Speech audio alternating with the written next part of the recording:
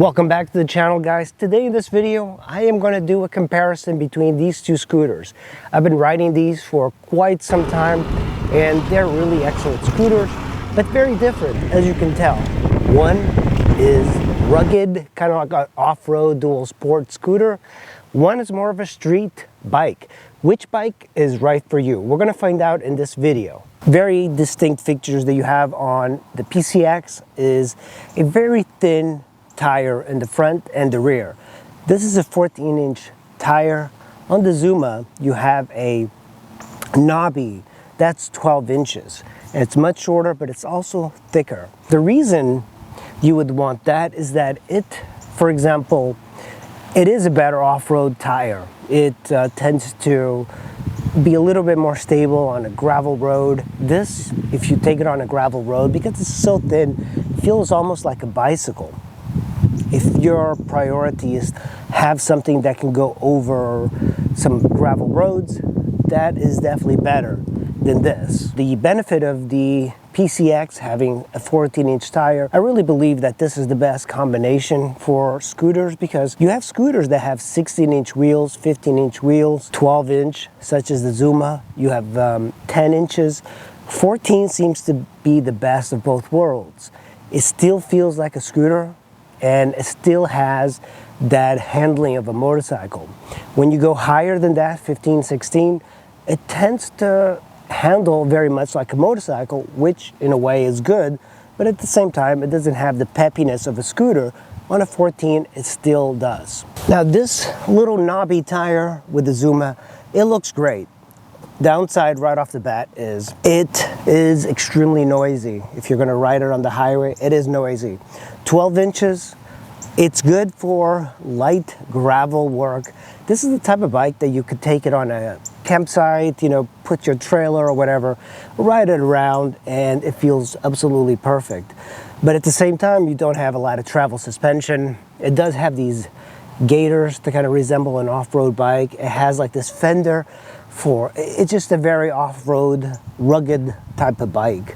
And a lot of times, you know, you heard that saying, you eat with your eyes. It's the same thing with some of these bikes. Even though the Zuma has got some light off-road capabilities, it's not an off-road bike. Very thick tire does help with some instability in gravel. You know, some roads that are being paved, on the PCX, you really feel it moving around. On this, not so much. It is a very thick tire, and it is fun riding a scooter off-road. I used to ride my Yamaha C3 off-road, and I thought that was great.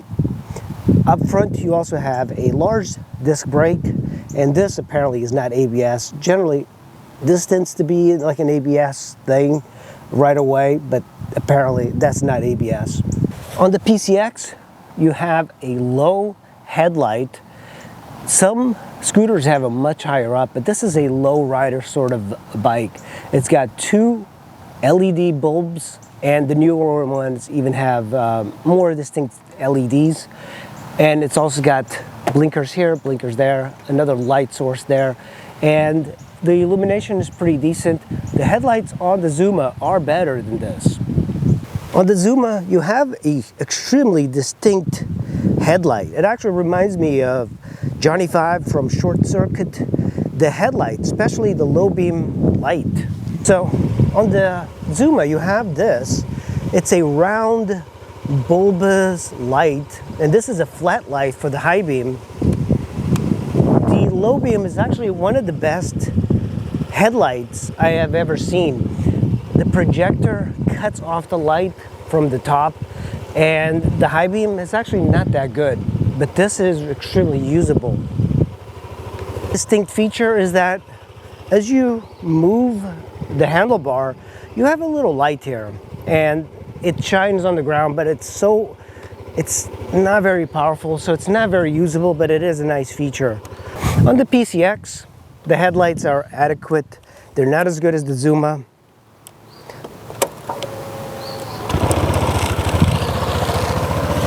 And there you go. High beam, low beam. Yeah, on the Zuma, it's much more distinct. I mean, like, you have the projector here, and then you have this little beak for the high beam. It's very interesting. And here's the logo for Yamaha, but very distinct looking. Of course, this might be a selling point for a lot of people, and that's the flat floorboard. And if you have to have a flat floorboard, there's very few bikes out there, but the Zuma is one of them. And I have a 10 and a half inch foot, and I can fit it here pretty well. Some people put it here as well. I just don't think there's a lot of space for your feet on here. But the reason people like the flat floorboards is for carrying capacity, putting boxes, cargo. I really don't find that to be as useful as I'd like. So the problem is when you have a flat floorboard and then you have the various things here for the bike, they basically raised the platform. So one of the things that you keep doing is that when you get on the PCX, the seating position is so much better because your feet are about here. And that's a much more natural position than having to constantly do this. It almost feels like you're jumping up into the platform and then your knees are way too high compared to your hips. And I don't find that to be particularly comfortable. And I don't think it's a good position. On the other hand, the PCX does not have a flat floorboard, as you can tell. And another really good thing about the Zuma is that you can just kind of, if you have issues with your knees or whatever, getting on and off the bike, it's much easier getting on and off the bike when you don't have to like swing your legs over. But because of the low height of this, it's really not that big of an issue. You'll just go like that, so it's not that big. But when you sit on this position is much more natural. And you also, you know, on the Zuma, even though it's flat, you really don't have space to kind of vary up your feet. On this, I can vary it up here, put it back here. I could also put it behind here. And this is a little bit of a hack for the winter because this hump here actually shields your foot from any wind. So this is it's a great idea that they flared this thing out just to protect your feet and get the aerodynamics a little bit better. Another very interesting thing about the PCX is that you operate the key and then you open up the fuel with a little button on right next to the key, and that's where your fuel cap is. So you might be wondering, well, why is such a big deal putting the fuel cap there? Well, let's say that you are filling up at a gas station, and most of the time when I get to a gas station, I don't get off the bike. You just put your credit card or whatever. This is much easier to fill up than the Zuma. Here's another really weird thing that Honda does. This thing, why do they keep insisting on using this in all their bikes? Even the NC750X, the NC700X, still uses this lame thing that you have to kind of like figure out where to put it. And I usually like just drop it and then it rolls all over the floor. But it's a small thing compared to the annoyance of the Zuma. Because this is a much better way of filling up the gas. You get the thing, you fill it up, you're gone. You close it, you're ready to go. On the Zuma, fill it up. It seems like it would work out the same way, but it's not. The filler is here. And you have to get your key, do this, no big deal. So you take, usually the gas pump is on the right side.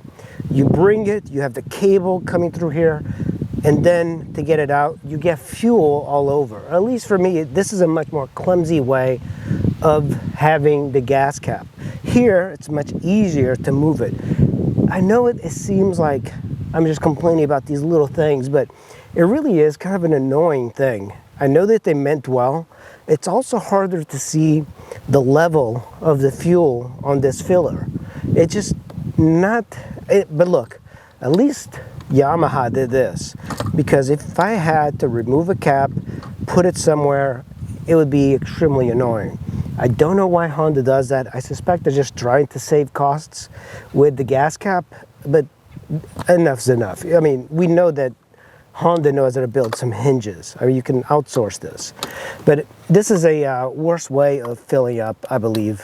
When it comes to maintenance, both of these bikes are easy to maintain, but this is a really great feature as opposed to the PCX. Air filter is here, CVT is here. You don't have to remove any plastic to get to the Zuma's transmission. It's that simple.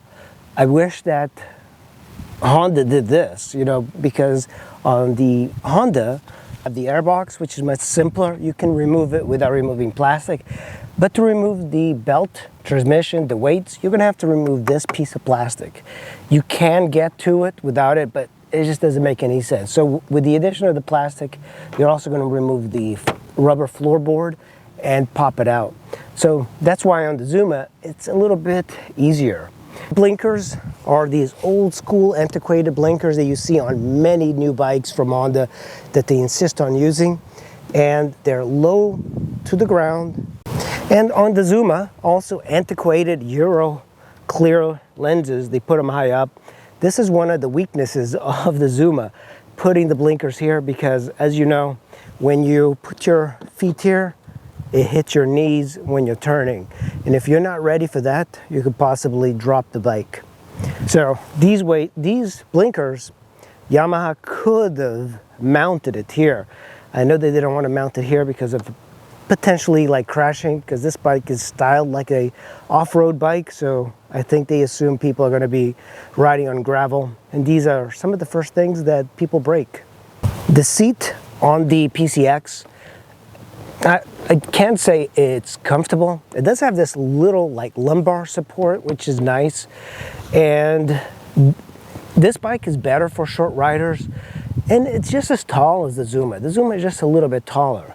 But because they tapered this side, you can flat foot this if you're a short rider, rather than having the issue with a tall, flat seat like the Zuma has.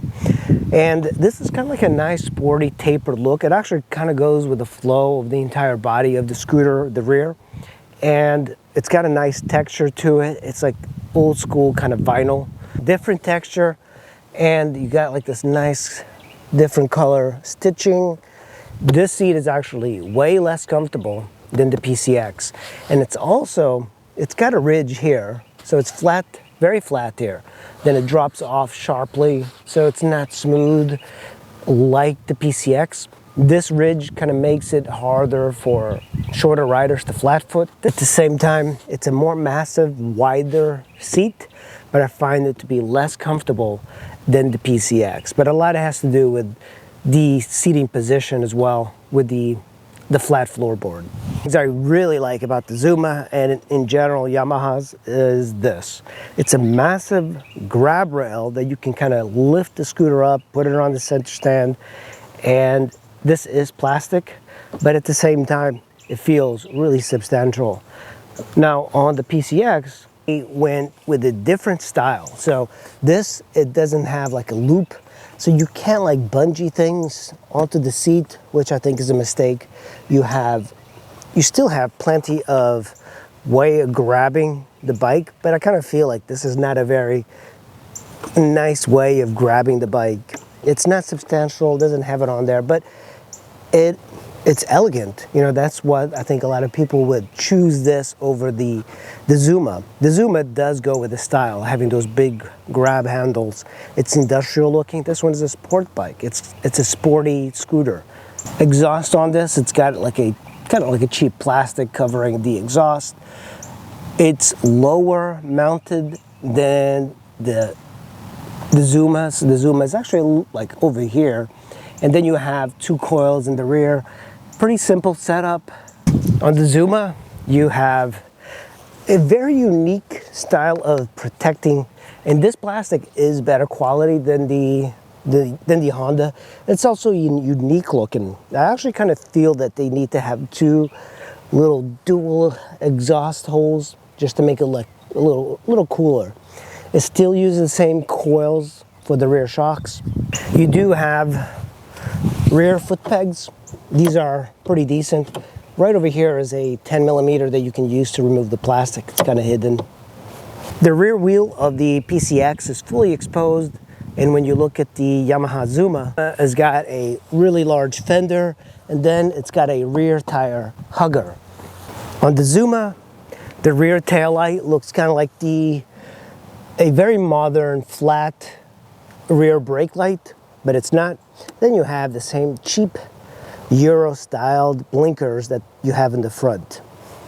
On the PCX, you have a lower taillight. So everything about the PCX is lower to the ground. I do wish that it was higher because I think that looks cooler. I like taller bikes, but the taillight is right here, low to the ground, same as the Elite 110, and then you have the same sort of styled blinkers.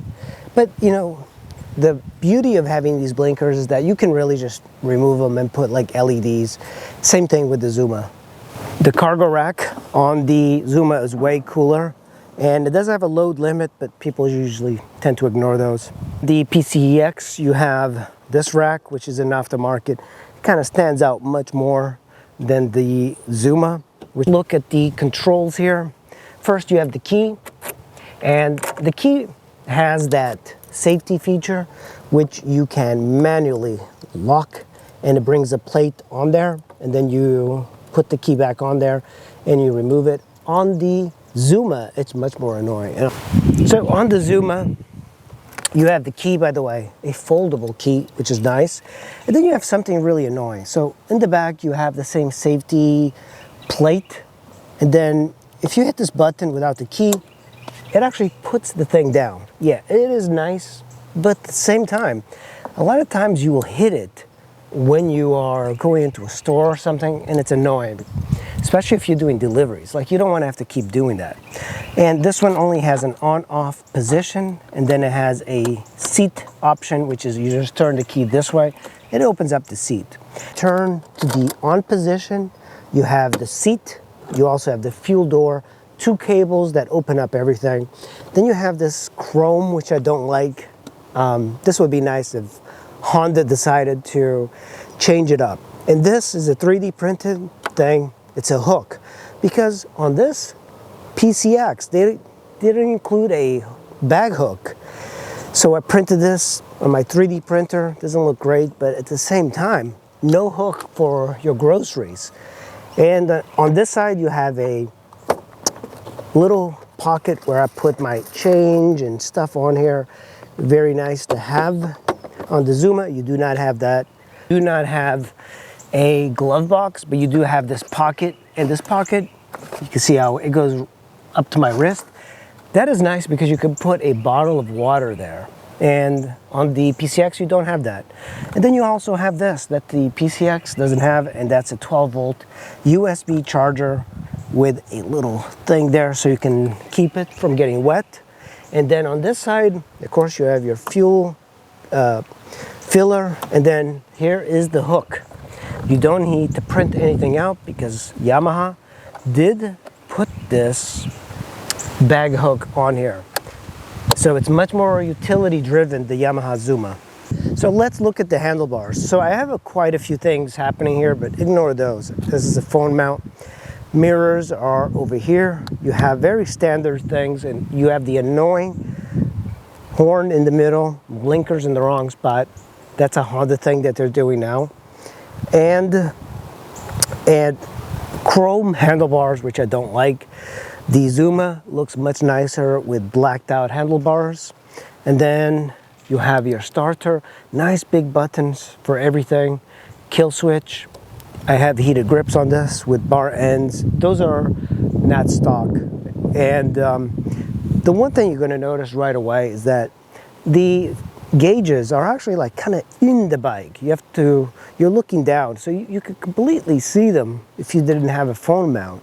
But the biggest difference is that the gauges on the Zuma, they're actually like right over here. You know, this is a 2012, so you're going to get antiquated type of things. It's not even antiquated. It actually looks fairly good. It's symmetrical, and also at the same time, it's got this very thin plastic here that shields it from the sun, so you can keep seeing it. But even during nighttime, very easy to see the gauges. You have a little digital thing. And here's another thing about this PCX. They didn't give you even a clock. There's no clock on here. There's only one trip, one button, you push it. There's trip 1, and then an odometer. Of course, you have a fuel gauge and the other indicator lights. But on the Zuma, you have much more information. You have trip 1, 2, you also have an odometer, and then you have a clock. Zuma, you have the gauge, which is this cluster. Everything is here, including the light in the front. And then you have little dummy lights here, indicators. You have a digital dash, which is nice. You have 2 buttons. When you turn it on, it gives you a nice little animation. And you have trip 1, you have trip 2, you have the odometer, which is already 4,000 miles. You have a clock here. And you also have an oil change odometer, which is kind of crazy, or I should say oil change light. And that's the sort of thing that it would be nice if Honda included it on their bikes. My 2009 T-Max also had a V-belt light or trip. It also had an oil change light. So they could have included that instead of being stingy on the PCX. Zuma did it, why couldn't Honda? There's more of a bend to the PCX's handlebars than the Zuma. These mirrors are terrible. I kind of wish that they gave us a square. I think squares are much more usable than these weird round type of things. In a way, they resemble the design of the headlights, but at the same time, I don't think they did that on purpose. I think what they did is like to save money. They probably have a lot of this mass produced and they just put them on the Zuma. A square one would have been much nicer, or maybe a little bit of a design kind of like the PCX. The stock mirrors from the PCX are much nicer. They also look sportier. And of course, they did not mess around on the Zuma with the turn signal location. This is a much better location for the blinkers rather than the horns down here. And then you have the high beams, pretty standard. And also look at, it's the loudest turn signal indicator I've ever had. Let's open up the seat. This one has got quite a bit of under seat storage space. It is nice, and at the same time, the battery is over there, very easy to reach. The coolant is here. The coolant bottle reservoir is here. Well done. It has plenty of space. The seat has got this recess in here so you can put a helmet. On the Zuma, same thing. It's actually like a little bit shorter or smaller than the PCX, which is strange because it's a 125. Seat storage, you can see that it's not as big as the PCX. On the PCX, you have this part that's really deep, and then there's a little chunk here. Some people even have these 3D printouts that you can put here to divide things. So right about here, this is kind of like what the Zuma 125 storage is, and then this part doesn't exist. On the PCX, you have a parking brake here that is the worst engineered parking brake I've ever seen on any scooter. So yeah, parking brake on the PCX is useless, but at the same time, the Zuma doesn't have one. And a lot of times I find that you really don't even use it very much. On the Zuma 125, this is a big feature. And not only that is that they made this, and then a lot of scooters started using this. This is, of course, a little cargo rack. It's got a limited capacity, 3 pounds, so maybe a sleeping bag, something. Maybe they also make a rack, like a steel rack that goes on here. There's quite a bit of aftermarket for the Zuma. So you have like these hoops here. You also have a way of strapping things onto this. Really great idea. I love the styling of the Zuma. I think there is a demand for scooters that look more rugged than traditional scooters. Okay guys, let's do a startup of each scooter and see how they each sound. Zuma, very easy. You hold the brake. Very quiet, but there you go. That's how it sounds like. You want a quiet scooter. You don't want a loud scooter.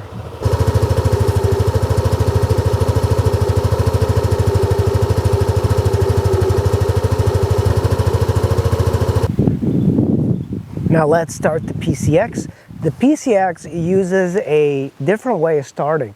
It's almost as if it doesn't crank at all, and it doesn't. Honda has got this new technology that they put in the PCX. So when you listen to it, there is no cranking.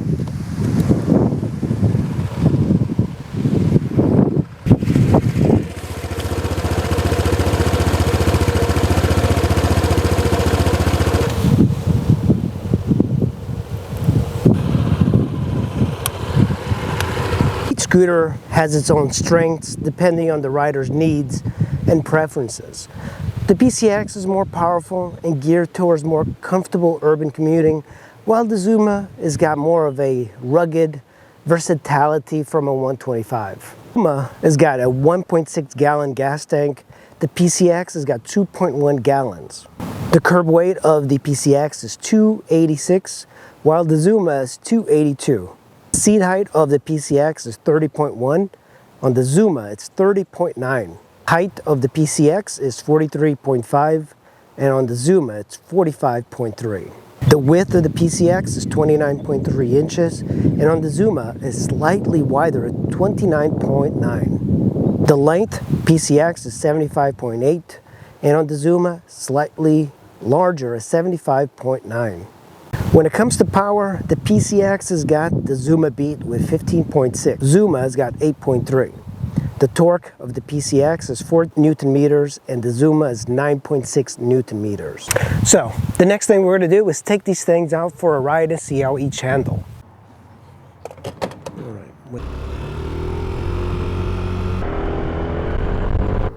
So acceleration is sluggish on the Zuma compared to the PCX, but that's also 25 cc's less than the PCX, so it makes sense. For a 125, this is rather quick, and I don't think anybody coming from a ruckus would think that this bike is sluggish. Now you see this ripple, this road, I'm intentionally on it because this area, this section on the PCX makes the bike go around like twisting, because it kind of follows the grooves of this asphalt that's being put down. So right here, this groove pavement before they actually pave with asphalt, on this bike it wobbles left and right much more than the Zuma. The Zuma is going to be much more comfortable in any sort of like rough terrain, and even has more ground clearance. At least it seems like it, because I've never hit the bottom on the Zuma, and on this one, even on speed bumps, I'll hit the bottom. This is way more stable, and really that is probably one of the only areas that this bike is stable, is more destroyed pavement. So the acceleration of the Zuma is slower than the PCX. Think of the PCX as a sport bike compared to this, and this more as a dual sport. So with the Zuma, you're kind of like sitting on top of the bike. It's a higher position. Your knees are higher up. And, you know, maybe that's just like a little personal preference, but I prefer my knees to be a little bit lower. And also, going into the corners or any sort of like twisty type of thing, it's slower. It's slower moving than the PCX. Going around corners, much nicer. It's much smoother. Honda is known to make smooth bikes, and this is no exception. It's got variable valve actuation, and when you're actuating it, it says here VVA. So if I let go of the throttle and it goes, there's nobody behind me, so don't worry. There we go, it disappears. And then if you're gentle, it will not come on, but it goes on, VVA. I don't think that's needed because it's really not that impressive. Not slow for a scooter. The only thing is, on the PCX, I don't shy away from going on the highway. On this, I avoid going on the highway. It doesn't make any sense because it feels just slightly underpowered. You know, I do have to admit, it is kind of cool riding a scooter that's a little masculine. People, I think in general, people who don't know scooters will like the coolness of the Zuma. And I've always had a boner for the Zuma ever since I saw that 125cc with the round headlights. I loved it. It's such a cool looking scooter. Literally, one of the best things about this is this. The last fill up I did on this, 106 miles to the gallon. And this one's got 21,000 miles already. The Zuma's got 4,000 miles and it gets 95 miles to the gallon. Quicker off the line than the Zuma. And I did a top speed on the Zuma. It's like 58, 59 miles per hour. And even downhill it didn't hit 60. Yeah, this thing stock beats many cars off the line. Even this bike at almost the top speed, it doesn't seem to struggle. Another thing that the Zuma has that this one doesn't is attack. You know, in reality, this bike really shouldn't be compared to the PCX. It's the wrong comparison. It should be compared to the ADV 150. The direct comparison to the PCX from Yamaha is really the S-Max 155. But unfortunately, I don't have that bike, so I can't do it. I have this and that, and that's exactly what I'm going to do. That's full throttle right there. The best thing about riding a scooter is that you can test your speed limit just about everywhere. Full throttle, 37 miles an hour. We're going to go downhill, so we're going to get some extra speed right here. 50, 52, 53. I'll see you at 60. Downhill, 58, 58. 58. Why? I was going downhill. Why wasn't it going? It didn't hit 60. I'm going uphill, max throttle, 55, 54, 53, 52. That's the issue with the 125. 25 cc's too small to keep that speed going. It's got so much kick. For a little scooter, this thing moves so quickly. That's full throttle. It always surprises people. It always surprises everybody that a little scooter can go this fast. So, as you can tell, the Zuma definitely it handles differently.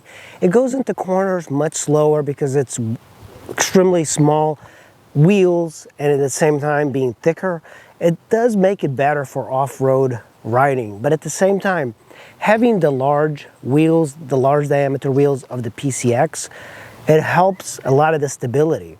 So in a way, this feels absolutely like a scooter. Small wheels, it's fun, but at the same time, it's not as nimble because of the thickness. When you have something like an Elite 110, it feels like a scooter, or a genuine Buddy 125, 10-inch wheels, it feels really peppy. This one feels slow off the line. This one feels almost like a sport bike in comparison. Similar top speeds, about 60 miles an hour.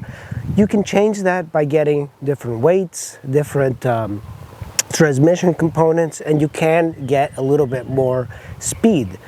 But stock, the PCX just has this thing beat in handling and everywhere when it comes to performance. But if you like doing a little bit off-road, this is the one for you. It's the thicker tire. If I didn't have my CRF 250L Rally, this would be a killer bike to take it out to like West Virginia somewhere. So when it comes to riding experience, if you intend on riding mostly asphalt, this is the bike for you. But at the same time, if you want to ride throughout the week on asphalt, commute, and then take it out into some light trails, this is the one. I would not recommend taking this because of the thin tires. It tends to get very squirrely in gravel. This one, because of the thickness of the tires, it actually helps it. At the same time, when you are thinking about just commuting, if you want a good commuter bike, the PCX is really like the best overall scooter. This is really the best scooter I have had, even when you compare it to like the SH150, Elite 110. This really feels like it's the best bang for the buck. This one, when it comes to price, it's expensive. This in the used market, it's $3,200, $3,500. People want a lot of money for them. This you can find all day for like $2,000, $2,200. So it is a much more affordable bike than this, but at the same time, this is a better bike. You know, the Honda quality is better. It's got some things that Honda skipped out, like the hooks for the bags, which doesn't make sense. It's got a larger gas tank, so you'll go 140 miles on the tank. This one, 110, you're kind of already reaching the very bottom of the tank. And they're both fun bikes, but I think if you have an overall bike that you also want to go off-road, this is definitely it. This is the better scooter in general for just urban mobility. I think that's the one you want to get. I mentioned this before, the Honda Ruckus should have been this. If Honda made the Ruckus 125 and it didn't lose its appeal, this would have been it. And actually, the styling of it is very Honda-like. You know, the Honda Ruckus was completely new, completely quirky, and I think Yamaha saw a niche in there and went for it. And what they basically made was a better version of the Honda Ruckus. When you look at the Honda Big Ruckus, that bike has no appeal, at least for me. Like, it's a big maxi with the Honda Reflex engine. It just doesn't have any appeal. It's weird looking, okay. But this one, the 125 is good. But at the same time, Honda, build the Honda Ruckus with a 150. That would have been a much better bike. Well, anyway, guys, that's a comparison of these two scooters. Both great bikes. Pick the bike that's great for you and go ride.